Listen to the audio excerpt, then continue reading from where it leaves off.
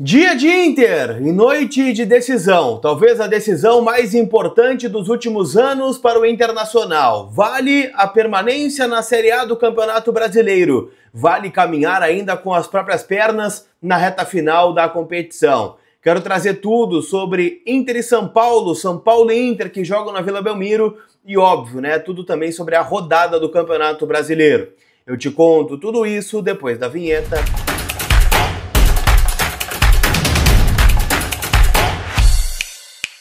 Tudo bem, gente? Vamos trocar uma ideia então, já deixando um convite, né? Neste momento que você está vendo esse vídeo, eu já estou me deslocando para Santos, que é o palco, né, de Internacional e São Paulo nesta noite na Vila Belmiro, né? Então me acompanha lá no Instagram, no @lucascolari, e não esquece da nossa parceria aqui, né? Deixa teu like que não custa nada, é o like pé quente, é o like da vitória hoje e te inscreve no canal. A gente está com a meta, né, de 127 mil até o final do ano, somos 126.698. Então falta pouco, hein? Estamos chegando a quase 127. Eu conto com a tua parceria para a gente falar bastante sobre esse jogo que é muito importante e que deve ter novidades no time do Internacional, tá? Afinal, o Inter trabalhou ontem à tarde no CT do Corinthians, CT Joaquim Grava. E bom, né? A gente já trouxe aqui que o Abel Braga tomou várias medidas desde que chegou a Porto Alegre no último domingo, inclusive antecipando a concentração colorada, indo para São Paulo mais cedo, tirando o Inter do foco aqui de Porto Alegre, né, de estar com as famílias que falam sobre o assunto, né, os filhos no colégio. Então foi todo mundo para São Paulo para ficar unido nesse momento e o técnico Abel Braga esboçou algumas das mudanças que ele quer fazer no time do Internacional neste treino, tá? É válido a gente destacar. Existe uma realidade que independe de resultados paralelos. O Inter depende de duas vitórias. Se o Inter fizer uma vitória contra o São Paulo e uma vitória contra o Red Bull Bragantino no próximo domingo no estádio Beira-Rio, o Inter estará livre do rebaixamento. Então, para isso, o time vai mudar. O Inter não conta com o Johan Carboneiro, que levou o terceiro cartão amarelo no duelo contra o Vasco da Gama, e o time deve ter 3 zagueiros, um esquema de 3-6-1, com o Rocher no gol, que segundo o Inter reúne as condições necessárias para estar em campo no duelo contra o São Paulo, a zaga de Vitão, Mercado e Juninho, o Aguirre jogando como ala pela direita, o Aguirre que recebeu a moral do Abel Braga, né, dizendo que seria o jogador titular aí para o jogo, o único titular já escalado, então será o ala pela direita. Thiago Maia, Bruno Gomes, Alan Rodrigues, Alan Patrick, Bernabé como ala pela esquerda. E na frente apenas o Vitinho para ser o centroavante. Tá bem? É aquele jogo, né, para o Inter ter o erro zero. Jogo de concentração máxima. Claro que o empate não é um bom resultado, mas a derrota é catastrófica. Acho que a gente parte desse princípio aqui. O empate pode ser algo a gente pensar dependendo dos resultados paralelos que acontecerem na rodada, mas o foco está em 2 vitórias. Antes de eu te falar de como chega o São Paulo para esse jogo e de uma preocupação extra que tem o Inter para esse duelo, eu quero te falar que a Zapay, né, é onde você fica em dia com o seu veículo, carro, moto ou caminhão, paga IPVA, licenciamento, multa, tudo de forma parcelada no cartão de crédito e ainda por cima tem o cupom COLAR20 que te dá 20% de desconto nas taxas do parcelamento. Então baixa agora o app da Zapay que está disponível aqui na descrição desse conteúdo, tá bom? São Paulo mesmo já livre do rebaixamento, gente, chega no momento conturbado. O São Paulo levou 6-0 do Fluminense na última rodada do Campeonato Brasileiro no Maracanã e o clima ficou pesado. O Crespo, né, técnico, foi mantido no cargo, mas o Carlos Belmonte, diretor de futebol, entregou o cargo e saiu. Ou seja, é um momento de instabilidade, né, dentro do departamento, né, que comanda o futebol do São Paulo.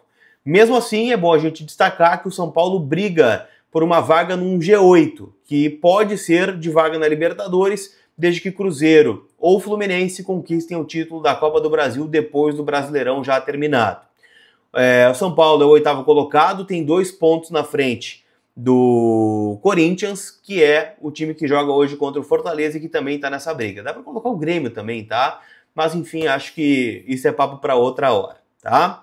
É o último jogo em casa do São Paulo na temporada, né? Por mais que não jogue no Morumbi, em virtude da troca do gramado, né? No show do Oasis, joga na Vila Belmiro, próximo do seu torcedor. Há uma lista enorme de desfalques do São Paulo, que conta com Caleri, Wendel, Rian, André Silva, Luan, Oscar, Dineno, Enzo Dias, Lucas Moura, Rodriguinho, todos no departamento médico. O Arboleda ainda é dúvida para o duelo, mas o Ferreira e o Luciano devem jogar, tá? Tendência de time do São Paulo com Rafael, que está de volta para esse jogo, goleiro, né, titular, Rafael Tolói, Arboleda ou Sabino e Alan Franco, Cédric, Pablo Maia, Marcos Antônio, Bobadilha e Ferreira, ou melhor, e Tapia, e na frente Luciano e o Ferreira. É a provável escalação, então, do São Paulo. Tá bom? Então, a gente fica de olho nesse duelo, tá? Tô confiante, acho que o Inter vai fazer um bom resultado e óbvio, né, que esse jogo está disponível na KTO, kto.bet.br, minha parceira, rainha desse espaço. Cara, tem odds aí para quem tá apostando no rebaixamento, tem odds também deste jogo em específico, né, entre Internacional e São Paulo, o Inter pagando 2,65, o empate 3 e o São Paulo 2,60. Eu tô com um sentimento de empate, tá? Mas eu vou torcer muito para um 2-1 pro Internacional, tá bom? O Inter aqui também vai ter, né? Aliás, KTO, né, proibida para menores de 18 anos, jogue com responsabilidade, né? Sempre vale a dica para vocês. Além de buscar um bom resultado em São Paulo, o Inter também vai ter que cuidar muito a questão dos pendurados, né? Porque tem gente importante com 2 cartões amarelos e que pode, de alguma forma, ficar fora do jogo contra o Red Bull Bragantino no Beira-Rio, que certamente vai ser um jogo decisivo.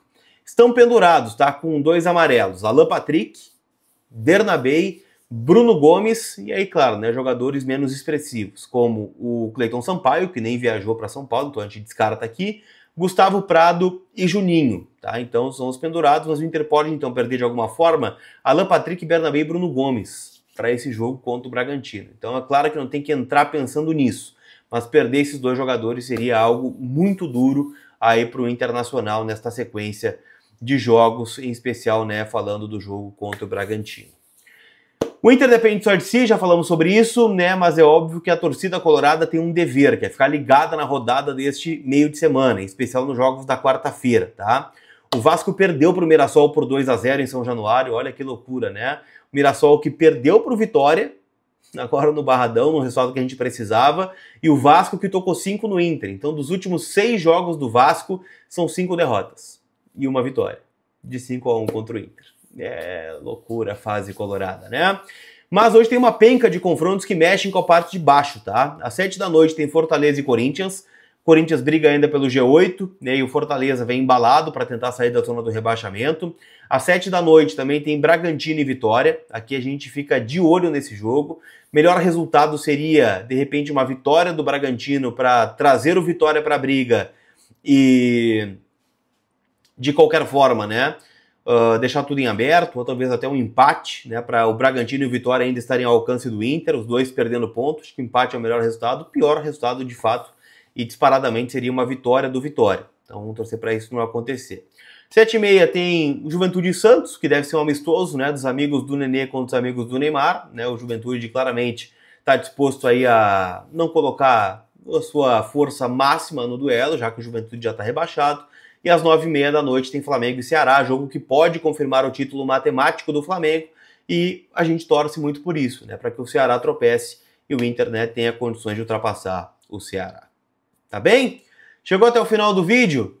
Já te agradeço muito, sei que tá todo mundo desgraçado da cabeça, mas vamos torcer, né, por uma grande vitória colorada pra gente, né, tá sorrindo na quinta-feira e cada vez mais mobilizados pro jogo do domingo. Tá bom? Chegou até o final, deixa teu like e fica o pedido, né? Te inscreve pra gente bater a meta de 128 mil inscritos aqui no canal, tá bom? Aquele abraço, a gente se vê. Fui!